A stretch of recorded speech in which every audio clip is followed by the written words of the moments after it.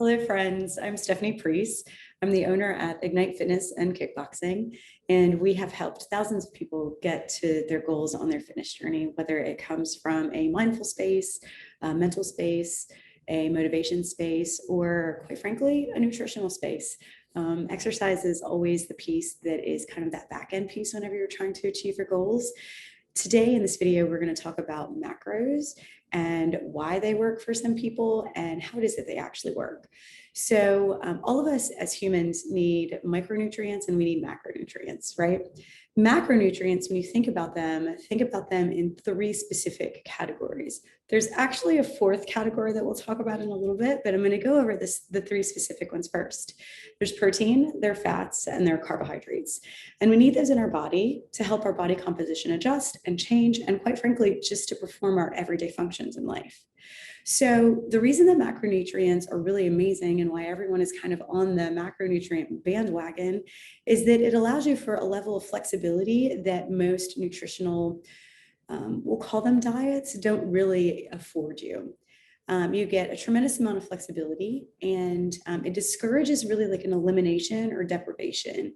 And at Ignite, that's what we really focus on is lifestyle and how is it that we can do this for the rest of our lives. So macronutrients might work for some of our clients and macros may not work for some of our other clients that we work with.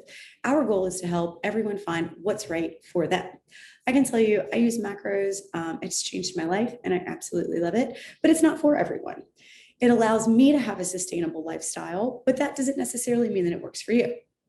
So let's talk about how it is that macros actually work. So there are lots of different things lots of different questions that I get all the time. And people want to know, well, what is my macro load supposed to be? And what am I supposed to have? Well, that's different, right? It depends on a lot of different things. When you look at macros, it takes into consideration your height, it takes into consideration your weight, it takes into consideration your activity level. And quite frankly, it takes into consideration what goals you have. Where is it that you're looking to go on this journey? And everyone's journey is very different. Some people want to lose weight. Some people want to build muscle. Some people want their body composition to be maximized. Some people want their fuel food to be operating at its maximum level. That's what all of us fitness professionals want, is for your food to be maximized at its optimal level. So that way your body has enough food and fuel, right, to be able to produce the results that you want. So when you think about it, it can be overwhelming and it can be something that can be difficult to manage in the beginning, because when this isn't what you do for a living, how is it that you're supposed to know what activity levels support what type of journey you're on?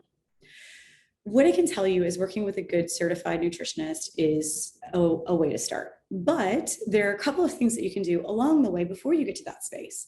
So what are the things that you should always be doing? You should always be eating from the rainbow, right? If it's prepackaged, it's probably not the best option. I don't really like to use words like good, bad, right, wrong, all that good stuff.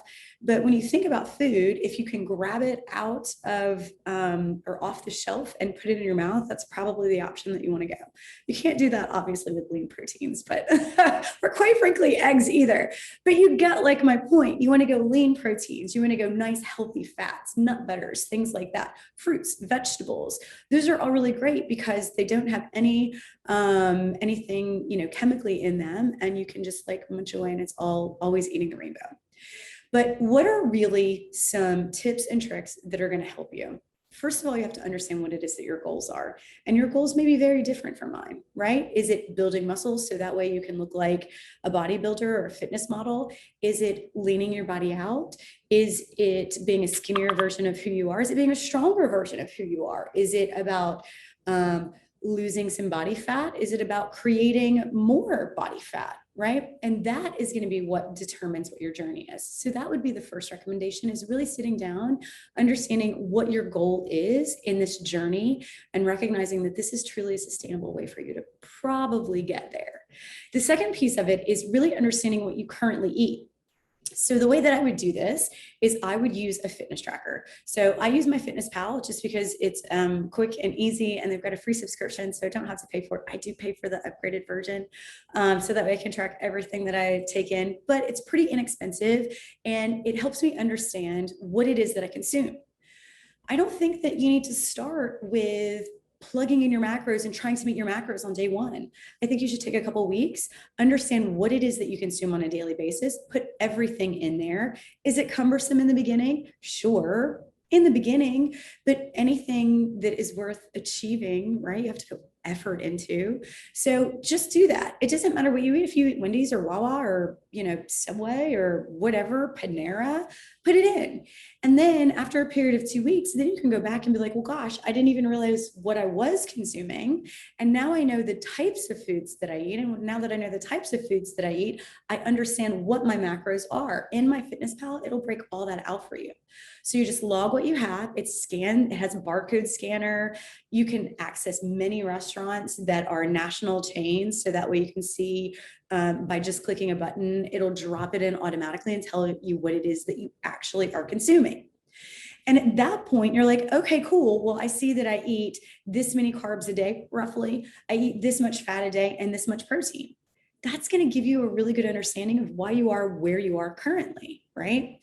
So at the next point is really understanding your activity level. So I would say if you don't have an Apple Watch, get a tracker. You can get them off of Amazon, super inexpensive, nothing crazy. You don't have to do like really expensive stuff to be able to have an understanding of what your activity levels are. Get a tracker that tells you the number of steps. If you're not doing 10,000 steps a day, figure out how to do 10,000 steps a day. You don't have to go to the gym 1,000 hours a day, right? Just understand what activity levels you currently are doing and understand what kinds of food you're currently doing. And then after a 2-week period, you can be like, well, gosh, I really don't have very much activity. You should have like 10,000 steps a day. That's like a good rule of thumb. Is that I'm not really good with those.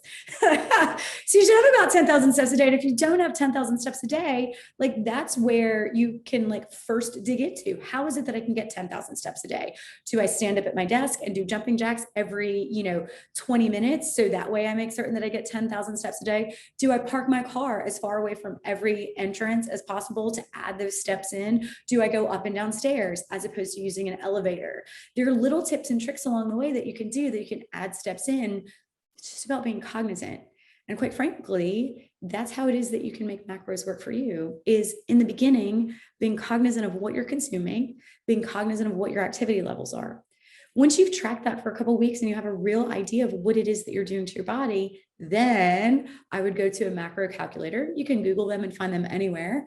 Put in your current activity levels, be honest with yourself, put in your current weight, put in your height, put in all that stuff, and it will give you an idea of a macro load that could potentially work for you. So when you look at that macro load and you look at what it was that you were doing in the past, then you can be like, okay, I see, I have some real opportunities here.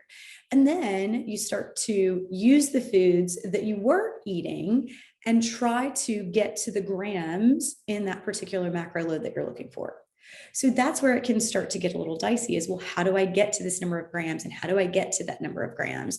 That's on a different little session that we'll have together, but that's where it is that you want to start. So understanding what your activity level is, understanding what your current consumption is, being aware of everything it is that goes in your mouth, not from the perspective of good or bad or right or wrong, but really just having an understanding of what you're putting into your body. Understanding what the macro calculator says that you should consider doing to get to your goals, even though it doesn't necessarily understand your goals, it's still going to get you in a direction. It's still going to put you on a path towards healthier options, right? And you wouldn't be watching this if you didn't want to have an understanding of some healthier options. So when it comes time for you to really dig in and identify the macros that are best for you, that's when you reach out to someone and say, okay, I know these are what my activity levels are. I know this is what I'm doing.